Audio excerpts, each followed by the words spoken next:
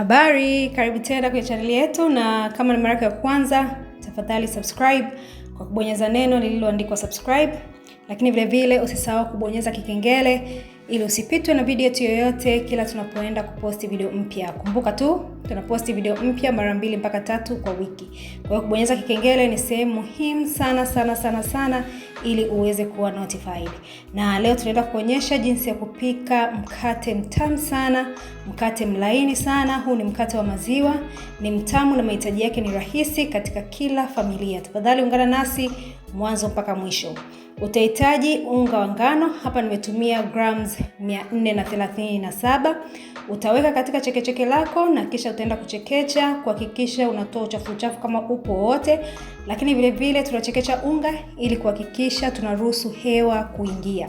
Na hii ni hatua muhimu sana ambayo itakusaidia katika uumukaji wa unga wako uweze kuumuka vizuri, lakini vile vile usababishe mkate wako kuwa mlaini sana. Kisha baada ya hapo tutaenda kuongeza chumvi kijiko kimoja cha chai, sukari vijiko viwili vya chakula, lakini na hamira tutaenda kuongeza vijiko 3 vya chai. Na kisha baada ya hapo tutaenda kuchanganya viungo vyako vyote vile vikavu ili kuhakikisha mchanganyiko wako wote umechanganyikana vizuri. Nikumbushe tu kama umekwisha kusubscribe, tafadhali usisahau kubonyeza kikengele ili uweze kuwa notified. Tutaenda kuongeza yogurt au mtindi mils 125, lakini vile vile tutaenda kuongeza maziwa ya vuguvugu. Haya ni maziwa fresh ya vuguvugu robo lita. Utachanganya mchanganyiko wako mkavu pamoja na ule wa majimaji.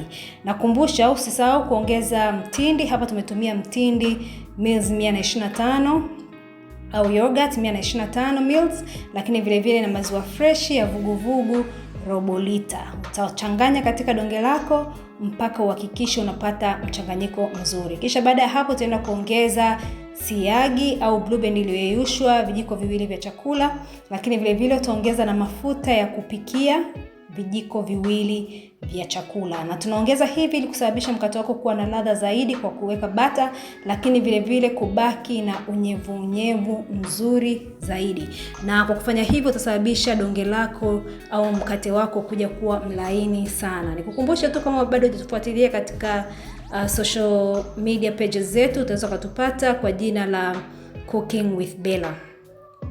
Utachanganya mchanganyiko wako, usijali hata kama unanata, kwa sababu lengo ni tupate donge lililochanganyikana vizuri lakini laini. Na kwa kufanya hivi itasaidia donge lako mkate wako baadaye kuja kuwa mlaini vizuri sana. Utaongeza na vijiko vingine 2 au kimoja cha mafuta, lakini hii sio lazima sana kwa sababu tulishaweka pale mwanzo.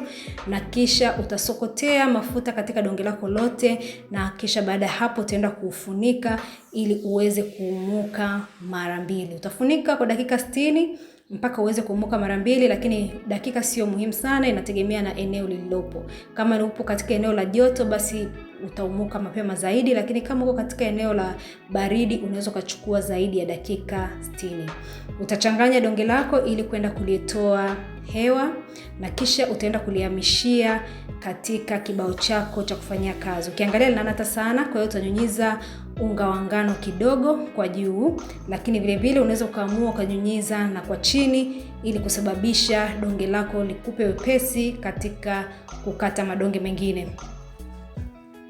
Unaweza kusaidia kukuza channel hii kwa kulike video hii ya kwetu, lakini kwa kushare vile vile na ndugu jamaa na marafiki. Utachukua donge lako na kulikata katika vipisi 6 vya kulingana. Unaweza kukata kwa mkono kama madonge ya chapati tunavyokata kawaida, lakini vile vile unaweza kukata kwa kisu au kifaa chako kingine chochote kinachokupa wepesi. Kisha baada ya hapo utayasokota katika viduara vidogo kama unavyoona. Na ukiangalia unga wako unaona unanata, lakini hiyo sio shida. Katika kunata huku inamaanisha donge lako limekuwa laini sana, na kwa kufanya hivi itapelekea mkate wako na wenyewe kuja kuwa mlaini sana. Tafadhali usiache kusubscribe, ni support yako kubwa sana. Utafunika donge lako kwa dakika nyingine 15 kuhakikisha ili kuupa nafasi unga wako uweze kupumua, lakini vile vile uweze kushikamana vizuri zaidi. Utanyonyeza Utanyunyiza unga wako wa ngano mwingine mkavu katika kibao chako, katika meza yako ya kufanyia kazi, na kisha utaanza kuchukua donge moja moja kama unavyoona na kusokota kiasi katika kibao chako kama unavyoona. Unaweza kusaidia kukuza chaneli hii. Jamani, nasisitiza kwa kusubscribe, ni support yenu kubwa sana sana sana sana sana sana. Lakini vile vile kwa kushare video hii na ndugu, jamaa na marafiki, kwa kulike video hii na video zetu nyingine mbalimbali. Lakini vile vile nimesema kwa kushare na ndugu, jamaa na marafiki. Lakini vile vile unaweza kusaidia kuikuza kwa comment chochote, ki-emoji kama huwezi kuandika sana maneno. Ni support yako kwetu sisi kubwa sana sana sana, na inatusaidia sana kwa chaneli yetu kukua. Kwa hiyo utasokota madonge yako kama hivyo ulivyokwisha kuona, na kisha baada ya hapo utaenda kuanza kuyaandaa katika muundo wa skonzi ambazo wewe unataka, au katika shape ambayo wewe unataka. Ila kwa mimi kwa siku ya leo nimependa kwenda kuandaa kwa namna hii ambayo unaiona. Kwa hiyo utachukua donge lako na kisha utalisukuma kwa namna hiyo ili kulisababisha liwe flat. Kisha baada ya hapo utaenda kulikunja, na katika kukunja utaanza kukunja kwa upande kama hivyo, na kisha utakuja kukunja mwingine ukae juu ya huu ule wa mwanzo ambao ulikisha kukunja. Kisha baada ya hapo utaanza kuchukua katika ncha yako moja ya mkunjo wako na kuanza kusokota kwa namna hii ambayo unaona. Cha kusisitiza pale wakati unapokunja kwa kuleta katikati, hakikisha unapokunja inafika kabisa katikati ili kuipa nafasi huu upande mwingine wa pili unaokuja kufunikia ule wa kwanza uweze kushikamana vizuri. Na wakati uko unasokota kwa namna ya hivyo, nadhani unaweza kaona natumia kidole changu ili kukandamiza ile sehemu ambapo inaungia. Lengo la kufanya hivyo ni kuhakikisha wakati utakapokuja kuweka ili uweze kuumuka usifumuke. Na ndio maana hata mwishoni wakati tunamaliza unahakikisha unafunga kule mwishoni unapomaliza ili madonge yako yasifumuke. Utaweka katika kopo lako ambalo umekwisha kuliandaa, ambalo tunalipakaga mafuta kwa kawaida, na kisha tunanyunyiza unga ili kuhakikisha atakapoumuka yasing'ang'anie. Na kisha baada ya hapo utaenda kuacha unga wako upumue kwa kama dakika 60, na ukiangalia madonge yako yamekuwa vizuri, yamevimba vizuri, na tutaenda kupaka maziwa ya vuguvugu, maziwa fresh ya vuguvugu kama unavyoona. Hapo nimetumia wastani wa vijiko 3 tu vya chakula. Maziwa haya ni ya vuguvugu, sio ya moto na wala sio ya baridi. Ukiweka ya baridi itasababisha unga wako ushuke tena chini, lakini ya vuguvugu yataweka katika joto zuri. Utaenda kuoka kwa nyuzi joto 180 kwa dakika 18 mpaka 22 au 350 za Fahrenheit.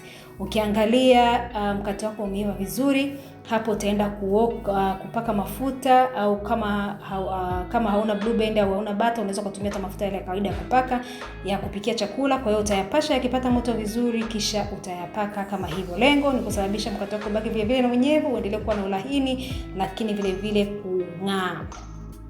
Na utaacha kidogo upoe katika tini lako la kuokea, kisha utapitisha kisu kama nilivyopitisha na kwenda kutoa. Ukiangalia ni mkate wetu umeiva vizuri sana. Ni pishi jepesi sana la nyumbani. Hapa tumetumia kwa siku ya leo tumetumia oven, lakini vile vile tuna aina nyingine ya mapishi ya kuoka ya mkate kwa jiko la mkaa. Ukiangalia ndani umechambuka vizuri sana sana sana sana. Mahitaji yake ni marahisi sana sana sana, yanapatikana katika kila familia.